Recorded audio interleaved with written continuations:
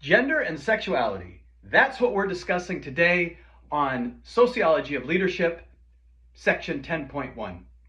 So the first thing I'd like you to do is think of great women leaders and think of great LGBTQ plus leaders. And as you think about them and what made them great, I'd like you to apply the general theory of leadership to the people that you're thinking about.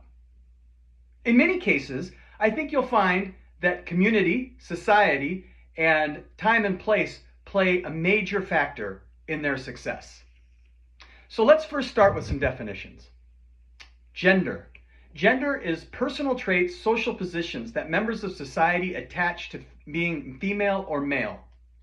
And gender stratification is the unequal distribution of wealth, power, and privilege between men, women, and other. Now, a matriarchy is a rule of mothers. This is social organizations in which females dominate males. Where do these particular societal functions happen? Can you think of a place? A patriarchy is rule of the fathers. This is social organization in which males dominate females. Where does that exist?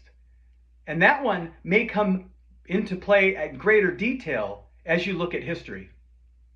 And sexism is the belief that one sex is innately superior to the other. And in many respects, this is the justification for patriarchy.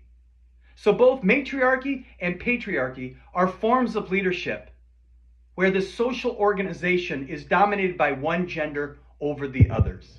So, does sexism exist in leadership? Why or why not? Does discrimination against LGBTQ plus people exist in leadership? Why or why not?